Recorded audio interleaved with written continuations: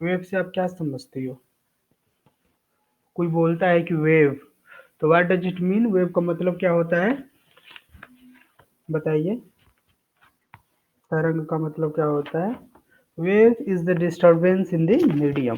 कोई मीडियम होता है ना, मीडियम मतलब जो ट्रांसफर मीडियम है, या तो साउंड हो सकता है, लिक्विड हो सकता है, गैस हो सकता है, कुछ भी हो सकता है कि नहीं? हाँ, माध्यम। तो कुछ भी हो सकता है। तो सुदर्शन स्टार्ट करते हैं हम लोग। ठीक है। हाँ, गुड मॉर्निंग। चलो, तो वेव के बारे में पहले वेव लिख लो, वेव क्या होता है, उसके बाद स्टार्ट करते हैं।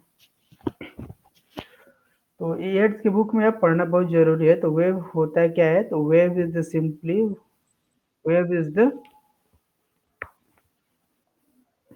Wave is a kind of, it is a kind of disturbance in the medium. ठीक है। In the medium.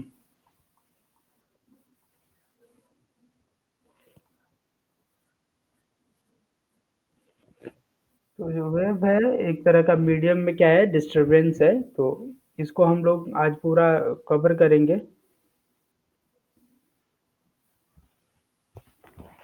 तो वेव में दो तरह की वेव्स होती हैं। ठीक है। एक एक करके जब करते जाएंगे तो सब आप लोग को समझ में आता जाएगा। तो वेव में कितनी तरह की वेव होती हैं? दो तरह की वेव्स है। वेव दो तरह की हैं। वेव्स, एक ऐसी वेव होती है मैकेनिकल वेव होती है, और एक इलेक्ट्रोमैग्नेटिक वेव होती है। कौन सी वेव है? मैकेनिकल वेव होती है। Mechanical wave, mechanical wave, mechanical wave जो मैकेनिकली आप कहीं जनरेट होती है, जैसे आप रस्सी कूदते हो ना, या रस्सी को दोनों साइड में हाथ में पकड़ के करते हो, या जो रिवर में जो होती है, या पॉन्ड में जो वेव होती है, या ओशियन में जो वेव होती है, कैसी वेव है? मैकेनिकल वेव है। ठीक है। और एक दूसरी होती है इलेक्ट्रोमैग्नेटिक वेव। इलेक्ट्रोमैग्नेटिक वेव, तो इलेक्ट्रोमैग्नेटिक वेव मतलब, इलेक्ट्रोमैग्नेटिक वेव मतलब जो इलेक्ट्रोमैग्नेटिक वेव्स है, जैसे जो मैग्नेटिक फील्ड की जो वेव है, जो अर्थ की मैग्नेटिक फील्ड की वेव्स हैं, या जो आपका रडार की वेव है, एंटीना का वेव है, ये सब जो है कैसा है? इलेक्ट्रोमैग्नेटिक वेव है। तो जो मैकेनिकल वेव्स होती है ना, मैकेनिकल वेव्स की क्या क्राइटेरिया है? मैकेनिकल वेव्स हमेशा ट्रांसफर के लिए ना कोई इनको मीडियम चाहिए होता है। Mechanical wave can transfer without medium. बिना मीडियम के एक प्लेस से दूसरे प्लेस पे ट्रांसफर नहीं हो सकती है। तो मैकेनिकल वेव को क्या चाहिए होता है? Requires medium for its propagation. ये लिख सकते हैं आप। जितने मैकेनिकल वेव होती हैं, require, require medium for propagation. इनको प्रोपोगेशन के लिए माध्यम की जरूरत पड़ती है। आप समझ रही हो ना प्रीति? आपको इतना ज्यादा तो दिक्कत नहीं है ना? आप इतना तो टर्म समझती हो ना इंग्लिश के? अब हिंदी में मैकेनिकल को क्या बोलते हैं? एक विद्युत तरंग बोलते हैं, और एक इलेक्ट्रोमैग्नेटिक को विद्युत तरंग बोलेंगे, और मैकेनिकल को क्या बोलेंगे?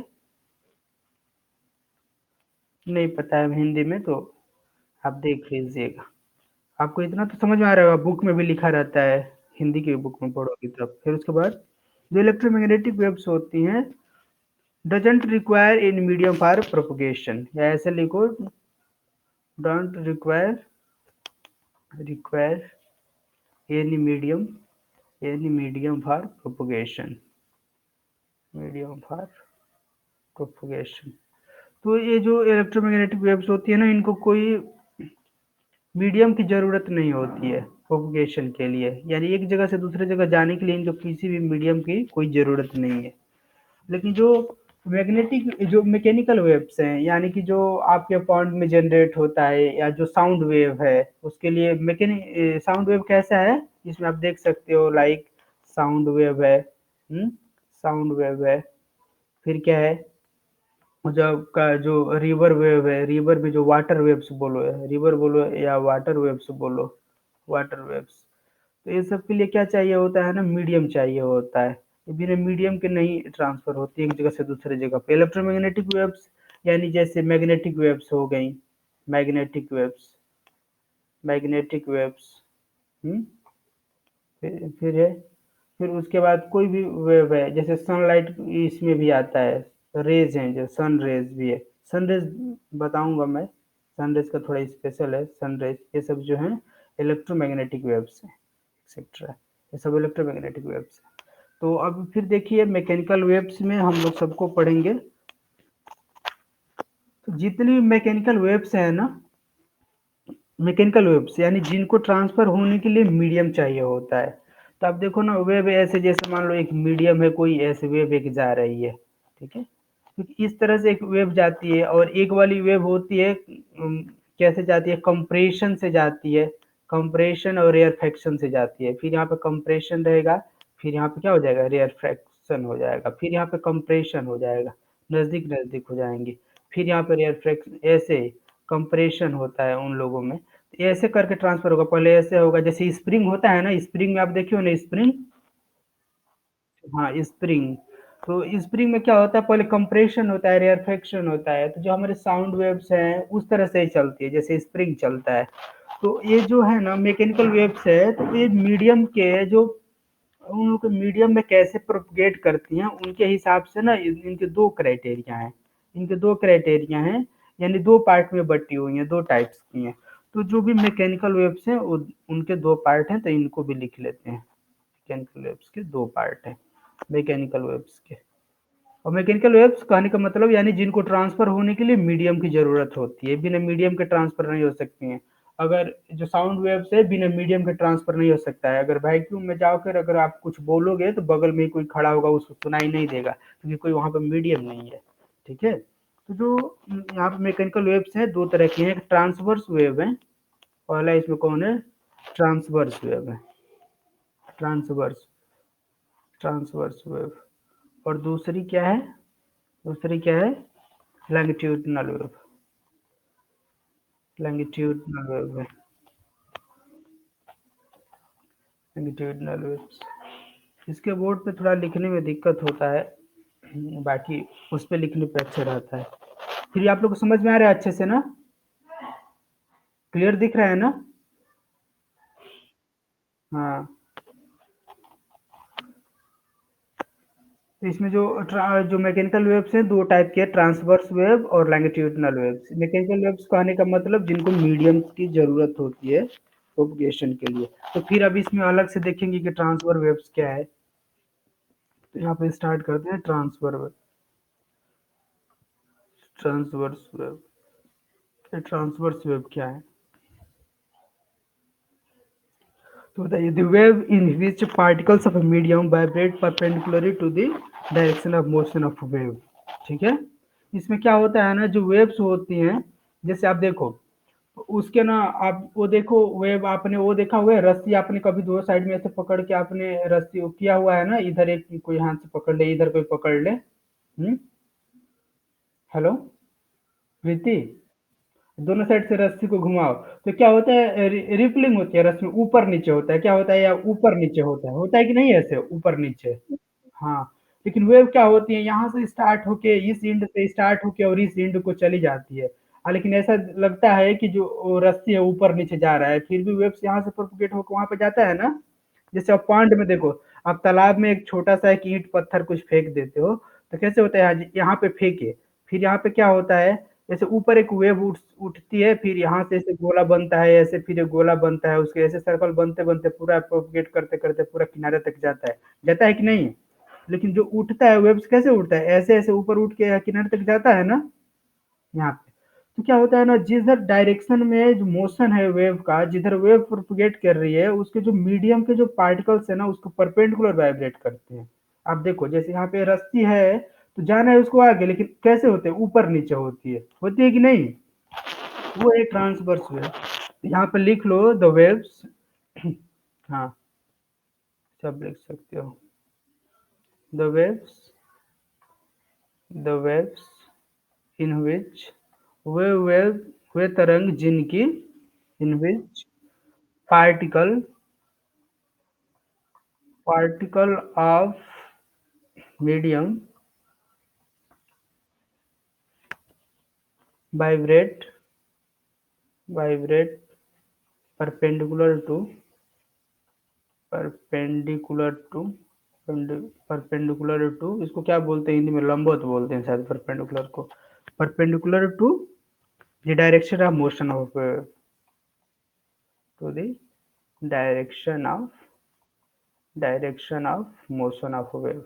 ठीक है, direction of motion of wave. तो इसके अगर आपको कोई एग्जांपल पूछे तो इसमें क्या आप लिख सकते हो? इसमें जो रस्सी वाला होता है रोप का वेव, जैसे इसके एग्जांपल है कोई, ये बार बार आपको एग्जांपल ही आएगा कि कोई किस टाइप का वेव है। तो जैसे देखो जो रोप वाली जो वेव है जो रस्सी में है वो कैसी है? वो ट्रांसवर्स वेव है। फिर वायलिन है, जो वायलिन में आप वेव देखते हो ना, वायलिन बजाने वाला जो होता है उसमें कौन सा होता है? ट्रांसफर वेव होता है। तबला में भी कैसा होता है? ट्रांसवर्स वेव होता है। ठीक है, ठीक है। फिर उसके बाद क्या है आपका? लॉन्गिट्यूडिनल वेव्स हैं।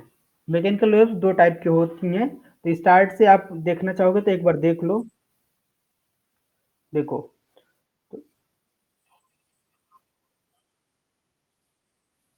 हाँ, तो यहाँ पे स्टार्ट से देखो तो हम लोग वेव पढ़ रहे थे। तो वेव क्या है? Wave is a kind of disturbance in the medium. और जो वेव होती हैं दो टाइप्स की होती हैं, मैकेनिकल वेव और इलेक्ट्रोमैग्नेटिक वेव्स। तो इसमें जो मैकेनिकल वेव है इसमें क्या है? जो मैकेनिकल वेव्स होती हैं उनको ट्रांसफर होने के लिए उनके लिए क्या चाहिए होता है? प्रोपगेशन के लिए मीडियम की रिक्वायरमेंट होती है। उनके लिए मीडियम मस्ट है। वो बिना मीडियम के वो प्रोपगेट नहीं कर सकती हैं। लाइक साउंड वेव है, अब वैक्यूम में जाके बोलोगे तो बगल में ही कोई खड़ा रहेगा, आप कितने भी जोर से बोलो तो उसको आवाज आपकी नहीं सुनाई देगी। क्योंकि जो साउंड वेव है वो मैकेनिकल वेव है। जो रस्सी में जो वेव होती है वो मैकेनिकल वेव है। आप नदी में जो वेव देखती हो, पॉन्ड में जो वेव देखती हो, वाटर वेव्स देखती हो, वो क्या है? मैकेनिकल वेव्स है। जो इलेक्ट्रोमैग्नेटिक वेव्स होती है ना वो दूरी से दूरी तक चली जाती हैं, उनको किसी मीडियम की कोई जरूरत नहीं पड़ती है उनको ट्रांसफर होने के लिए। बशर्ते उनमें मीडियम ना रहे तो और बेटर है, क्योंकि मीडियम रहते हैं तो उनको डिस्टरबेंस भी पैदा करते हैं। उनको किसी मीडियम की जरूरत नहीं है ट्रांसफर होने के लिए। जैसे उसमें आप मैग्नेटिक वेव्स है, जैसे आप ये देखते हो कि अर्थ का मैग्नेटिक वेव्स है, या जो मैग्नेट का जो मैग्नेटिक वेव्स है, या फिर जो सन रेज है। लाइट भी एक तरह से इलेक्ट्रोमैग्नेटिक वेव्स भी है। तो लाइट का थोड़ा स्पेशल कैरेक्टर है, तो मैं उसके बारे में अलग से डिस्कस करूंगा, लेकिन वो इसमें भी है। तो इस तरह की, तो आप दोनों में किसी को भी कोई डाउट नहीं है ना? बताओ, किसी को कोई डाउट है? तो फिर मैंने ये दूसरी आपको बताया था अभी, तो जो मैकेनिकल वेव्स होती हैं वो दो टाइप्स की होती है। तो मैकेनिकल वेव्स क्या है? एक ट्रांसवर्स वेव है और एक लॉन्गिट्यूडिनल वेव है। ठीक है, तो वेव्स में इलेक्ट्रोमैग्नेटिक है और कौन है? मैकेनिकल वेव्स हैं। तो मैकेनिकल वेव्स के दो टाइप्स हैं, ट्रांसवर्स वेव और लॉन्गिट्यूडिनल वेव। तो आप देखिए जो ट्रांसवर्स वेव क्या होती है? ट्रांसवर्स वेव में ना जो पार्टिकल्स होती हैं उनके जो डायरेक्शन होता है वाइब्रेशन का, जिधर वेव का मोशन होता है, जो वेव का जो प्रोपगेशन का मोशन होता है, डायरेक्शन होता है, उसके परपेंडिकुलर होता है। जैसे आप रस्सी में आपने देखा हुआ है ना, दोनों हाथ से पकड़ के, जैसे मैंने अभी आपको एग्जांपल बताया है, तो दोनों हाथ से आप पकड़ के अगर रस्सी को जोर से घुमाती हो तो क्या दिखता है? लगता है कि रस्सी ऊपर नीचे जा रही है। लेकिन आप रस्सी कितनी भी बड़ी रहेगी तो थोड़ी देर में इधर वाला जो घुमाता है हाथ से, जो अपोजिट एंड में जो लड़का खड़ा रहेगा, जो रस्सी को पकड़ा रहेगा, उसके पास चला जाता है कि नहीं चला जाता है? चला जाता है ना? तो आप देखो उसमें जो पार्टिकल्स के जो वाइब्रेशन है कैसे हैं, जो डायरेक्शन ऑफ मोशन है, जो डायरेक्शन ऑफ मोशन है उसके कैसे हैं? परपेंडिकुलर है। ये जो ट्रांसवर्स वेव होते हैं तो उनका आप डेफिनेशन भी आप देख लो, the waves in which particle of a medium vibrates perpendicular to the direction of motion of the wave. ठीक है, हाँ। फिर उसमें जो, हाँ, इसके जो एग्जांपल्स हैं तो बार बार आपको एग्जांपल्स भी इसमें पूछता है। रोशन, आपको समझ में आ रहा है ना? रोशन, हाँ। तो जो इसके जो एग्जांपल्स है तो उसमें क्या है? जो वे रोप है या जो रस्सी में जो वेव आता है, फिर जो वायलिन होता है, तबला होता है, ये सब जो चीजें हैं इसमें क्या होती है? ट्रांसवर्स वेव होती है। एक एक और जो फेमस एग्जांपल है आप उसको लिख सकते हो, वेव्स इन वाटर। ठीक है, वेव्स इन वाटर। जो वाटर में भी वेव होती हैं, किसमें होती हैं? कैसी होती हैं? ट्रांसवर्स वेव होती हैं। आप देखे हो ना कि जैसे आप यहाँ पे एक कंकड़ फेंक देते हो पॉन्ड में, तो ऐसे पूरा रिपल करते करते पूरा किनारे तक आ जाता है, आता है कि नहीं? है? लेकिन आपको देखने में ऐसा लग रहा होगा ना कि जो पार्टिकल्स हैं, यानी जो मीडियम है, आप वो क्या होते हैं, ऊपर नीचे होते हैं कि नहीं पानी पे? आप एक छोटा सा एक पत्ता रख दो या नाव रख दो, उसके बाद फेंको एक छोटा सा कंकड़ या पत्थर, तो देखना वो जो नाव या पत्ता रहेगा ना, अपने जगह पे ही ऊपर नीचे होता रहेगा कि नहीं होता रहेगा? होता रहेगा, अपनी जगह पे ऊपर नीचे होगा। तो व्हाट डज इट मीन? लेकिन आपका जो वेव है वो किनारे पे आ जाएगी ट्रांसफर होते होते। तो आप देखो कि वो जो वेव का जो प्रोपगेशन का डायरेक्शन है, वहां से सेंटर से किनारे तक का है, लेकिन उसके जो पार्टिकल है अपर ऊपर नीचे हो रहे हैं, अप एंड डाउन हो रहे हैं, परपेंडिकुलर हो रहे हैं मोशन के। ठीक है? जो ट्रांसफर जो वेव का जो डायरेक्शन है मोशन का, उसके क्या है, उसके परपेंडिकुलर है। ठीक है? तो फिर हम लोग देखते हैं ट्रांसवर्स वेव के बाद हम लोग के दूसरा है लॉन्गिट्यूडिनल वेव। ठीक है? आप लॉन्गिट्यूडिनल वेव देख लीजिए, इसके एग्जांपल से आपके एग्जाम में आएगा, बार बार पूछेगा कि रस्सी में जो वेव्स होती है, तो कैसी है वो? मैकेनिकल है। मैकेनिकल के अंदर पूछेगा तो किस टाइप की है? ट्रांसवर्स है। तो फिर अब देखेंगे हम लोग लॉन्गिट्यूडिनल क्या होती है। तो लॉन्गिट्यूडिनल वेव सब लोग देखो, लॉन्गिट्यूडिनल लॉन्गिट्यूडिनल वेव, जो लॉन्गिट्यूडिनल वेव्स हैं, कल के क्लास में सर पढ़ा रहे थे तो सबको समझ में आया है ना? हम्म। हाँ ठीक है। तो लॉन्गिट्यूडनल वेव्स क्या होती हैं? The waves in which particle of medium particles of medium particles of medium vibrate in the direction of propagation। तो उसमें क्या है, ठीक इसका उल्टा है, in the direction of propagation of wave. ठीक है? Propagation of wave. तो उसमें क्या था, जो ट्रांसवर्स थे उसमें क्या था, जिधर वेव का डायरेक्शन था उसके परपेंडिकुलर वाइब्रेट कर रहे थे। इसमें क्या करते हैं, उसी के डायरेक्शन में वाइब्रेट करते हैं। जैसे आपने साउंड वेव में देखा होगा, तो साउंड वेव में क्या होता है, ऐसे रेयर कंप्रेशन होता है, फिर क्या होता है, रेयर फ्रैक्शन होता है। जैसे थोड़े थोड़े दूर दूर पे आ जाएंगे, फिर यहाँ पे फिर एक कंप्रेशन होगा यहाँ पे। ठीक है? फिर यहाँ पे क्या होगा, रेयरफेक्शन हो जाएगा, यानी सिकुड़ता है और एक जगह कंप्रेशन होता है, ऐसे ऐसे करके चलता है, जैसे स्प्रिंग चलता है।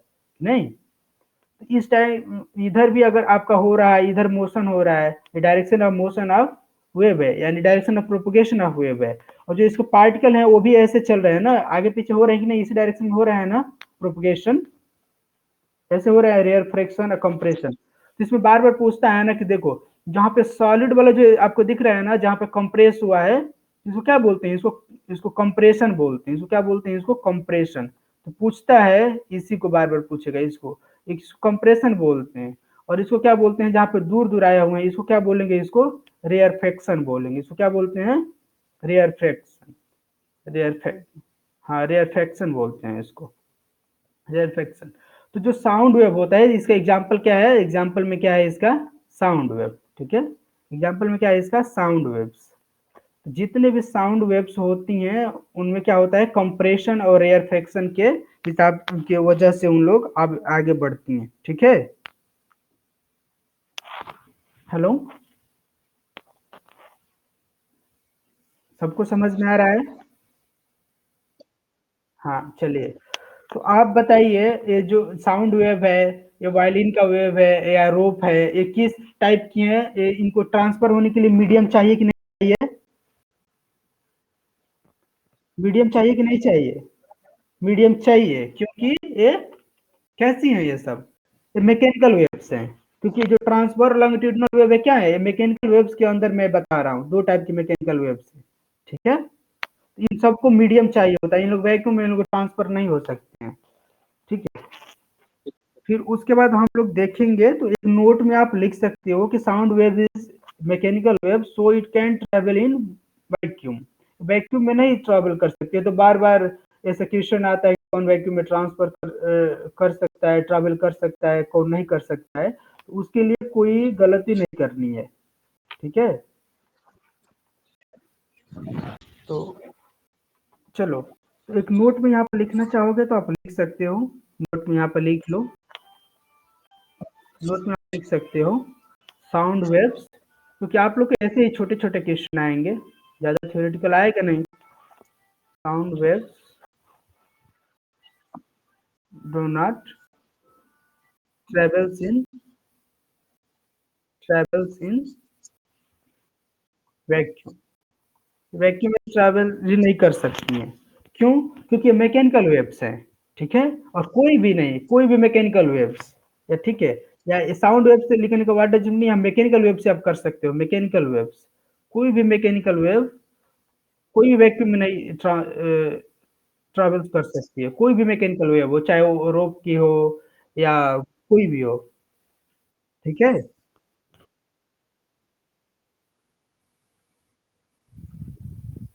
लेकिन जो लाइट वेव होती है, लाइट वेव कैसी होती है? अब देखो इलेक्ट्रोमैग्नेटिक वेव से में भी ना ये ट्रांसवर्स और होता है, तो लाइट वेव कैसी होती है? आप बताओ, लाइट जो है, लाइट के बारे में आप बताओ। लाइट लाइट कैसी वेव है? ट्रांसवर्स है कि लैंगिट्यूडिनल है? बताइए। इलेक्ट्रोमैग्नेटिक वेव है, सबको पता है, लेकिन ये ट्रांसवर्स है कि ये लैंगिट्यूडिनल है? आप बताइए। ठीक, हम लोग वेव की अब कैरेक्टरिस्टिक्स पे धीरे-धीरे अब फोकस करेंगे। तो बताओ, लाइट वेव्स कैसी है? साउंड वेव के बारे में पता चल गया ना? साउंड वेव कैसी है? लैंगिट्यूडिनल वेव है। साउंड वेव कैसा है? लैंगिट्यूडिनल है। लेकिन लाइट वेव के बारे में अब बताइए, लाइट वेव कैसा है? हुँ?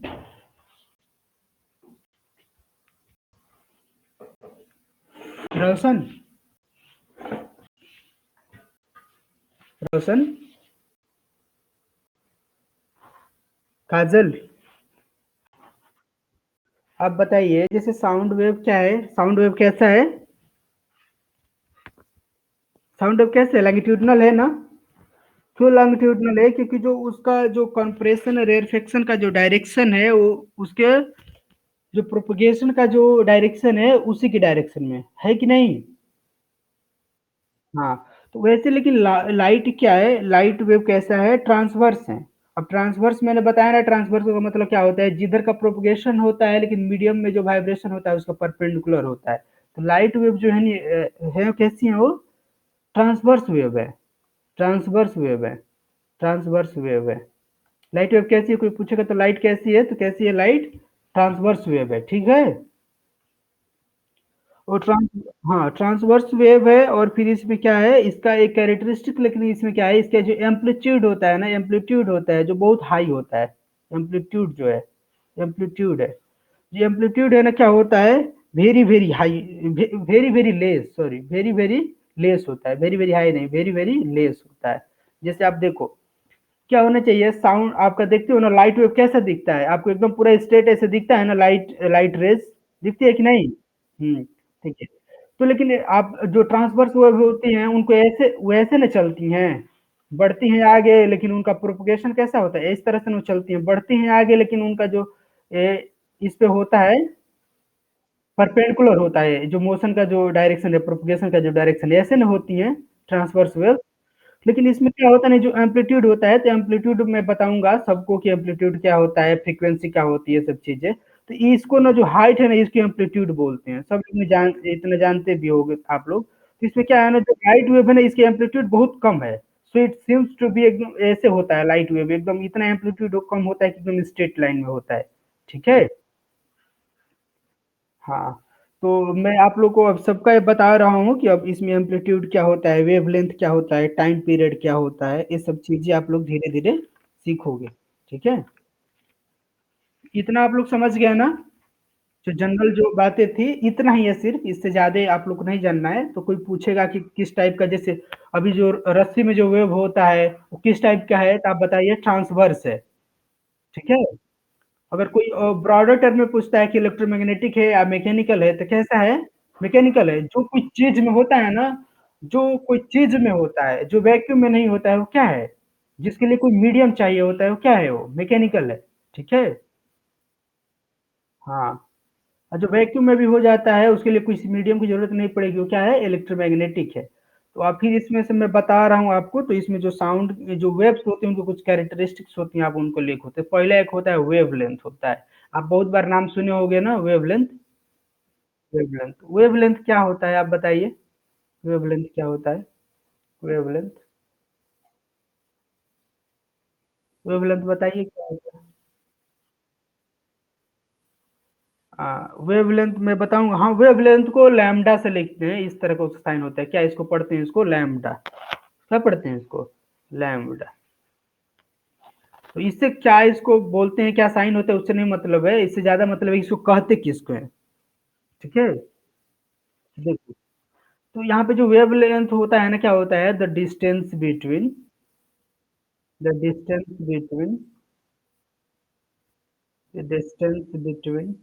दो टर्म आएगा, उसको भी मैं बताऊंगा।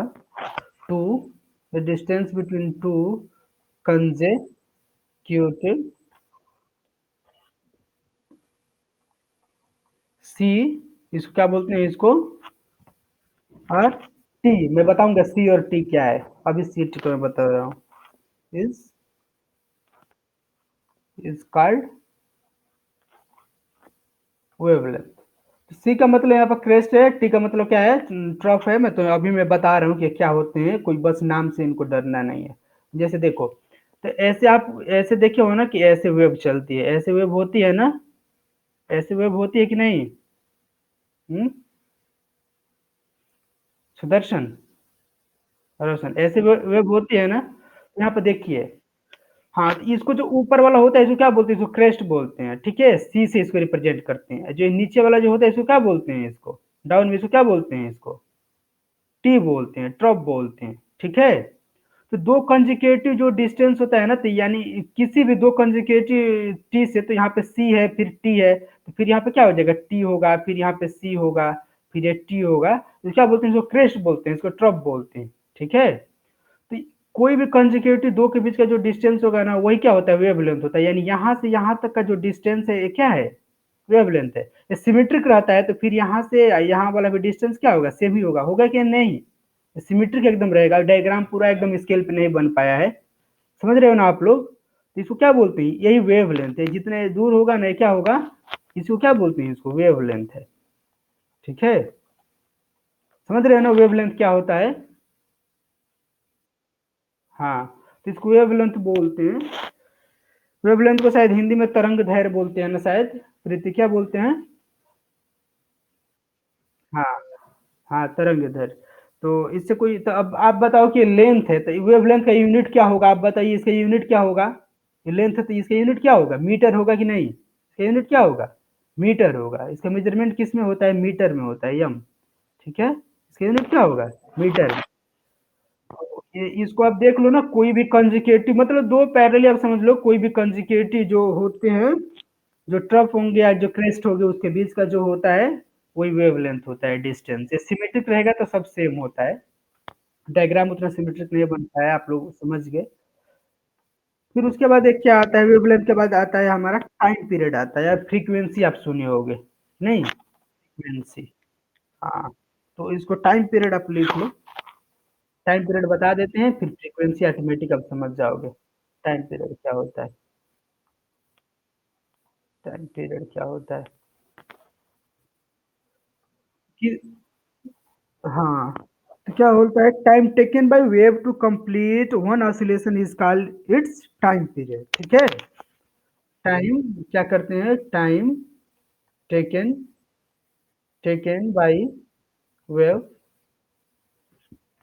To complete one oscillation, to come to complete one oscillation is called its time period. उसी को इसका टाइम पीरियड बोलते हैं। Time period, time period. ठीक है।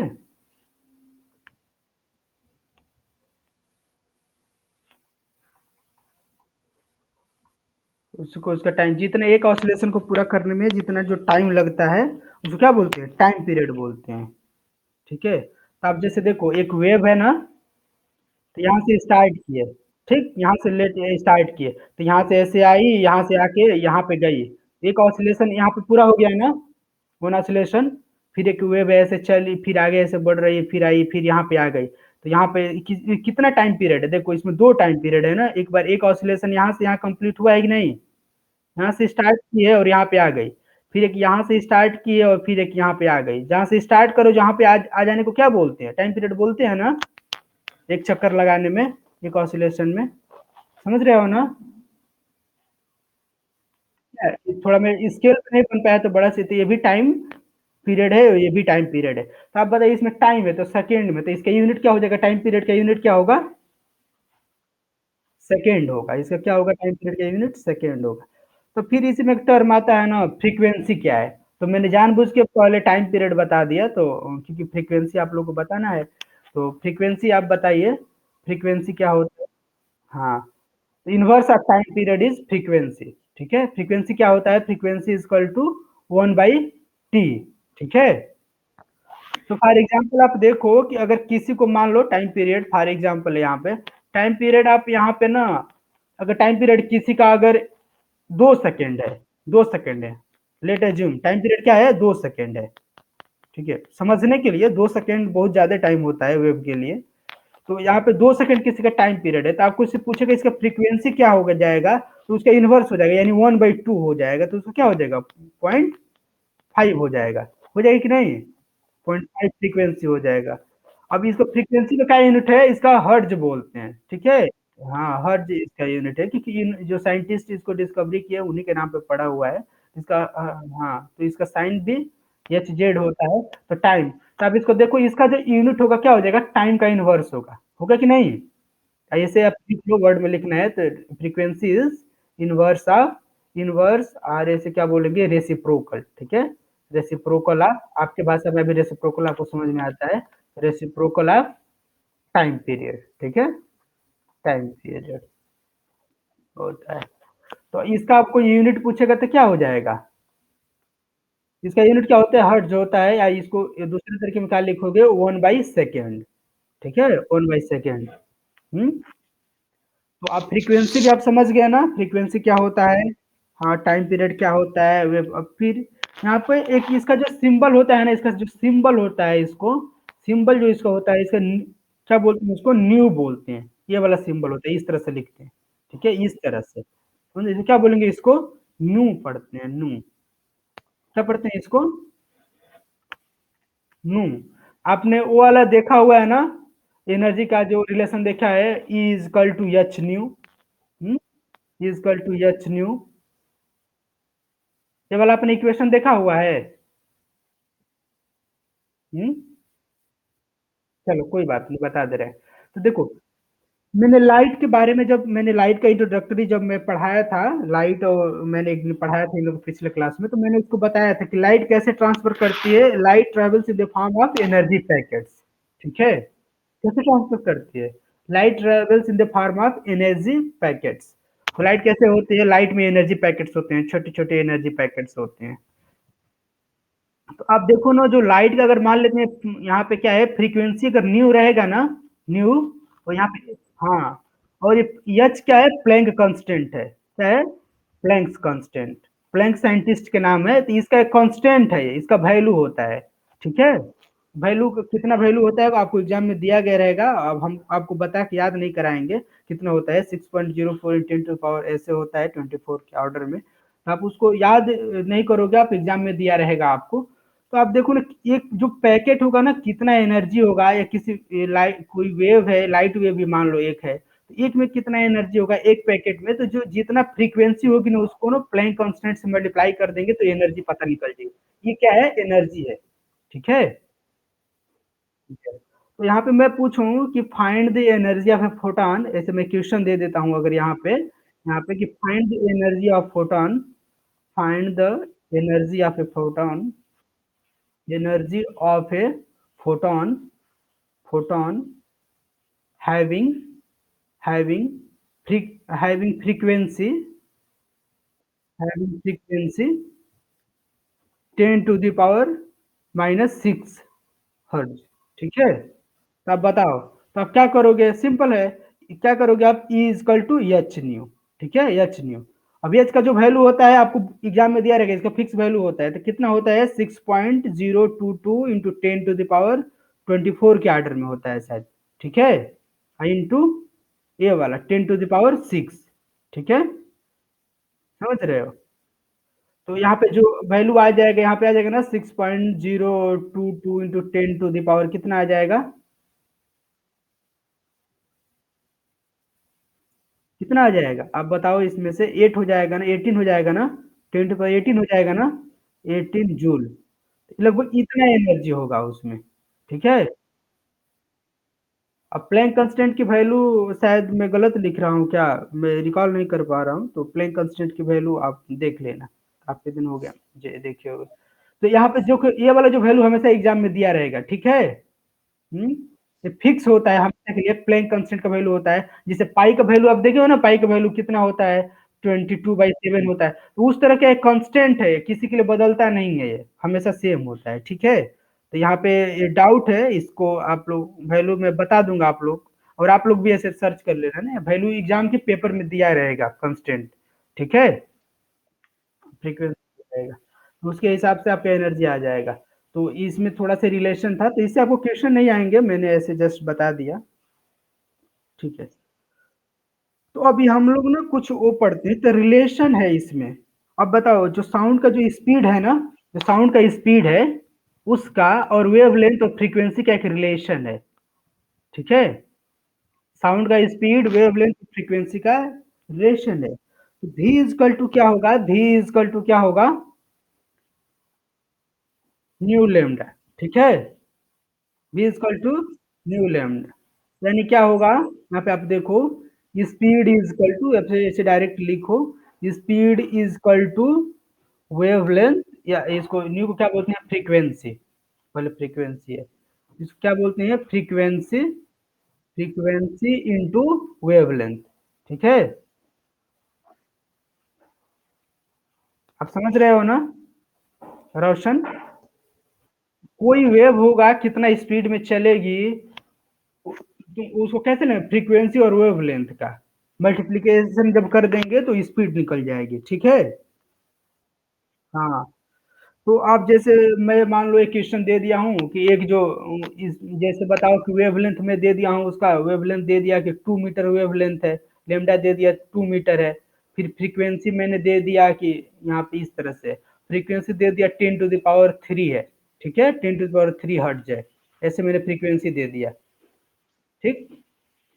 तो आप बताओ ऐसे, तो इसका स्पीड क्या हो जाएगा, लाइट, अब इसका स्पीड बताओ, इस कोई एक लाइट, कोई भी एक वेव है, लाइट वेव नहीं है, कोई भी एक वेव है, उसका मैंने फ्रीक्वेंसी दे दिया और लेमडा दे दिया, ठीक है, वेवलेंथ दे दिया और फ्रीक्वेंसी दे दिया, तो स्पीड क्या होगा, ये म्यू लेमडा, न्यू लेमडा, तो क्या कर देंगे इसमें, दोनों का मल्टीप्लाई कर दो, तो 2 इंटू 10 टू द पावर 3, ठीक है, तो कितना हो जाएगा, यहाँ पे देख लो, 2000 मीटर पर सेकेंड, यानी इतना स्पीड में वो चल रही है लाइट, ठीक है। तो आप कभी आपको लाइट का स्पीड, मतलब कोई भी आपका वेव का स्पीड पूछा जाएगा और उसके फ्रीक्वेंसी और वेवलेंथ दिया गया रहेगा, तो आप कर लोगे कि नहीं, कर लोगे ना। हाँ, हाँ, तो चलिए, तो फिर अब हम लोग नेक्स्ट देखते हैं, इसमें जो भी हैं कुछ कैरेक्टरिस्टिक्स हैं, कुछ लिखने वाले हैं, प्रीति आपको समझ में आ रहा है ना। हाँ, तो जो उसका फ्रीक्वेंसी है और जो वेवलेंथ है, उस दोनों को मल्टीप्लाई कर देंगे तो स्पीड आ जाएगा। या कभी कभी क्या दिया रहेगा इसी में, इस यहाँ पे स्पीड दे दिया गया रहेगा, वेवलेंथ दिया गया रहेगा, फ्रीक्वेंसी पूछेगा, तो स्पीड से वेवलेंथ को डिवाइड कर दोगे तो क्या आ जाएगा, फ्रीक्वेंसी आ जाएगा, ये वाला सिर्फ रिलेशन पता रहना चाहिए, नहीं इसमें से कोई दो टर्म पता रहेगा और एक टर्म नहीं पता रहेगा तो कोई बता दोगे ना, जैसे स्पीड दे दिया, फ्रीक्वेंसी दे दिया, वेवलेंथ पूछा, तो क्या कर दोगे, स्पीड फ्रीक्वेंसी को इधर डिवाइड कर दोगे, वेवलेंथ आ जाएगा, तो ये सब जनरल बातें हैं, ये तो आप लोग को मैंने बताया ही है कैसे वो करना है। तो कुछ और याद करने वाली कोई चीजें हैं जिनको याद करना है, जो साउंड का जो कितना होता है, तो साउंड वेव्स का एक बोलते हैं ना, कि आप देखे हो ना कि इंफ्रारेड साउंड है, फिर ऑडिबल साउंड है, फिर अल्ट्रा साउंड है, उनका क्या फ्रीक्वेंसी रेंज होता है, बार बार क्वेश्चन आता है कि ऑडिबल साउंड रेंज क्या है, तो आप याद किए होगे कि 20 हर्ट टू 20,000 किलो, मतलब 20,000 हर्ट, याद किए होगे ना। तो उसके लिए क्या है, इंफ्रा जो है, इंफ्रासाउंड्स हैं, उनका क्या रेंज है, तो उसके लिए भी याद कर लेंगे। तो इसके जो साउंड वेव्स होती है ना, उसकी 3 कैटेगरीज है। तो देखो यहाँ पर लिख लो आप, sound waves, sound waves are classified, are classified into 3 categories, 3 categories. और यहाँ पे 3 कैटेगरीज क्या है, तो इसमें पहला क्या है, पहला क्या है इसमें, इंफ्रा, ठीक है, इंफ्रासाउंड, इंफ्रासाउंड है। तो इंफ्रासाउंड, तो इसका रेंज क्या है आप बताओ, लेस, नहीं, लेस देन है, लेस देन 20 हर्ट्ज, जो एकदम हम लोग को नहीं, हम लोग को जो कान से नहीं सुनाई देती है। इनको कुछ एनिमल्स इनको सुन पाते हैं, जो छोटे बच्चे होते हैं उन लोग की हियरिंग पावर बहुत अच्छी होती है, जो छोटे बच्चे होते हैं, जो 2-3 महीने का बच्चा है, ठीक है, तो उन लोग इससे ना इसको सुन सकते हैं। ठीक है, हमारे कान से कब सुनाई देगा, जब 20 हर्ट्ज से जब ऊपर का साउंड रहेगा। तो मैंने ऑडिबल साउंड रेंज में बता रहा था, दूसरा यहाँ पे है, तीनों देख लो तो समझ जाओगे इसका मतलब क्या है। ऑडिबल है, ऑडिबल है, ऑडिबल साउंड है। तो जो ऑडिबल साउंड है उसकी क्या होती है फ्रीक्वेंसी, 20 हर्ट्ज से लेकर कितना होता है, 20 किलो हर्ट्ज। हाँ, 20 को क्या बोलेंगे, 20 किलो हर्ट्ज, यानी 20 किलो को क्या भी लिख सकते हैं, 20,000, ठीक है। हम्म, किलो यहाँ पे 20, एक और जीरो रहेगा ना, हाँ। तो दोनों में 20 किलो हर्ट्ज है, तो इसको 20, देखो यहाँ पे किलो है, किलो का साइन लगा हुआ है, इस तरह से इसको लिखोगे, 20 से 20,000 तक, ठीक है। 20 से लेके 20,000 तक का इसका फ्रीक्वेंसी होता है। वो क्या होता है, हमारा ऑडिबल है, जिसको हम लोग सुनते हैं, जिसको ह्यूमन बींग सुन सकते हैं। इसको हम लोग क्यों सुन नहीं सकते हैं, जो 20 हर्ट्ज जो इंफ्रासाउंड है, इंफ्रासाउंड है, इसको हम लोग क्यों नहीं सुन सकते हैं, क्योंकि हमारे जो सुनने का कैपेसिटी है ना उससे बहुत कम है, इतने में कोई अगर शोर मचाएगा ना तो हम लोग को सुनाई नहीं देगा, ठीक है, इस फ्रीक्वेंसी में। और तीसरा कैटेगरी क्या है, जो अल्ट्रा रेंज है। तो अल्ट्रा रेंज में क्या है ना कि इंसान दोनों केस में नहीं सुन सकता है, या तो उसके सुनने से जो इस रेंज से कम हो तो भी नहीं सुन सकता है, इस रेंज से ज्यादा हो तो भी नहीं सुन सकता है, ठीक है। तो क्या होते हैं, मोर देन 20,000 हर्ट्ज या 20 किलो हर्ट्ज, या मोर देन 20,000 हर्ट्ज, ठीक है, हर 20 किलो हर्ट्ज। अब समझ गए ना। तो जो रॉकेट्स होते हैं, फिर बोलोगे सर एग्जांपल्स बता दिए इसके एक दो। तो यहाँ पे क्या है, जो पैरासोनिक जो रॉकेट्स होते हैं ना, अल्ट्रासोनिक जो रॉकेट्स होते हैं, जिसको बोलते हो गूंगी जहाज, बोलते हो ना गूंगी जहाज, तो उसका आवाज क्यों नहीं सुनाई देता है, आप बताओ उसका आवाज क्यों नहीं सुनाई देता है।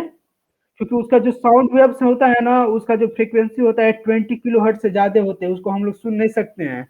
और उसका इतना फ्रीक्वेंसी होता है ना कि अगर मतलब पास से गुजर जाए ना तो घर पूरा भस जाएगा, शीशे जो ग्लास रहेंगे वो सब क्रैक कर जाएंगे, इतना ज्यादा फ्रीक्वेंसी होता है। लेकिन उसको हम लोग कान से वो नहीं कर सकते हैं, सुन नहीं सकते हैं, हमारे क्योंकि हमारे सुनने का जो रेंज है उससे बाहर है, ठीक है।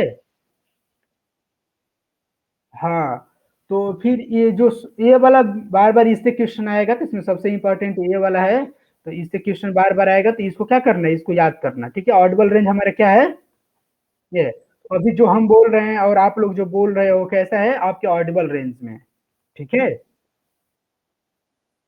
कुत्ते जो भौंकते हैं तो इसी में है ना, जो हम लोग को जो कान से सुनाया जाता है उसका रेंज यही है, ठीक है, 20 हर्ट्ज से 20 किलो हर्ट्ज। और जो कुत्ते होते हैं, आप ऐसे देखो ना, जमीन पे ऐसे कान लगा के सोए रहते हैं ना, कहीं दूर पे ही थोड़ा सा कुछ भी खुरखुराहट भी होगा, कुछ एक साउंड होगा तो उसको पहचान लेंगे। यानी जो डॉग होते हैं ना, इंफ्रा साउंड को भी क्या कर लेते हैं, सेंस कर लेते हैं, नहीं।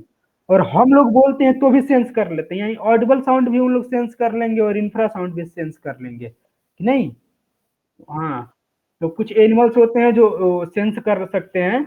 और हम लोग का मान लो ना, हम लोग कोई आवाज इससे अगर 20 हर्ट्ज से अगर कम रहेगा तो हम लोग उसको नहीं, कान से नहीं सुन पाएंगे, या 20 किलो हर्ट्ज से ज्यादा रहेगा तो भी नहीं सुन पाएंगे। हमारा एक रेंज है, तो हम लोग जितना भी पढ़ते हैं, बोलते हैं, डीजे होता है, कुछ होता है ना, वो सारा रेंज कितने में होता है, 20 हर्ट्ज से 20,000 किलो हर्ट्ज के बीच में होता है। आप लोग मतलब 20,000 हर्ट्ज के बीच में होता है, यानी 20 किलो हर्ट्ज के बीच में होता है, ठीक है। हम्म? हाँ, जो ये वाला है हाई, हाई इसके फ्रीक्वेंसी है, तो इसको हम लोग हाई इसलिए नहीं सुन पाते हैं। तो आपको इसमें से कोई डाउट नहीं रह गया ना। और कुछ और टर्म है। तो जैसे मैंने यूनिट लिखवाया था, इंस्ट्रूमेंट लिखवाया था ना कि स्पीड नापने का जो यूनिट है उसको क्या बोलते हैं? स्पीडोमीटर।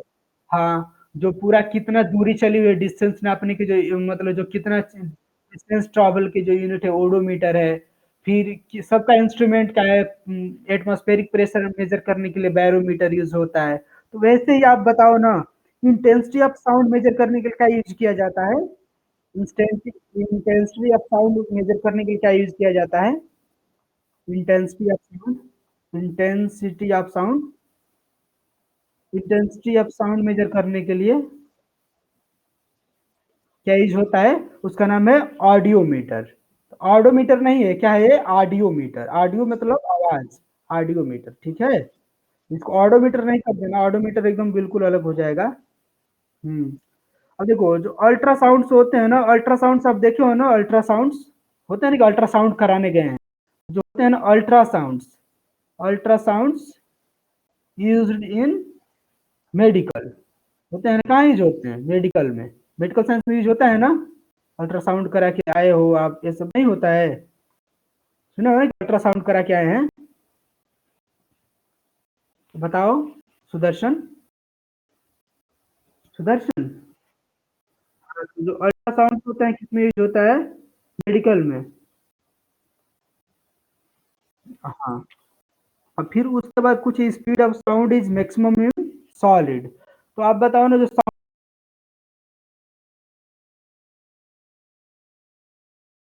स्पीड ऑफ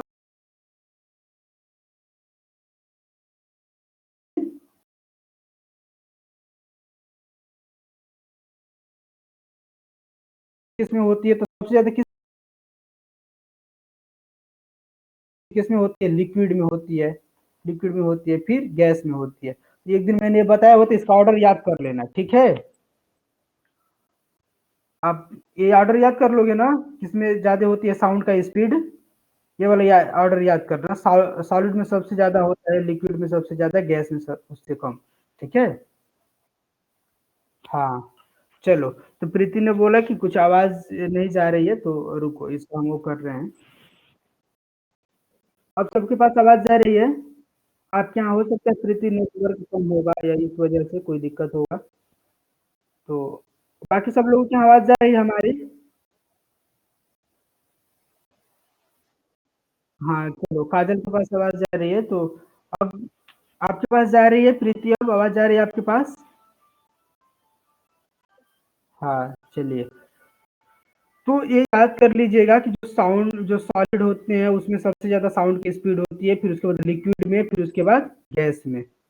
तो फिर कोई पूछेगा कि कितना होता है, तो ये देखो, इसका मैं तीनों का स्पीड वो कर दे रहा हूँ, तो यहाँ पे एक नोट में आप लिख लो, 80 degree Celsius, 80 degree Celsius, 80 degree Celsius speed. आप देखो तीनों मीडियम में। तो एयर में जो साउंड का स्पीड होती है कितना होती है? एयर में कितना स्पीड होता है?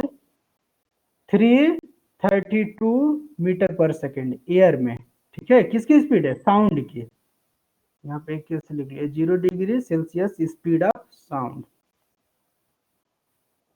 साउंड। तो जो एयर में होती है 332 मीटर पर सेकेंड होती है।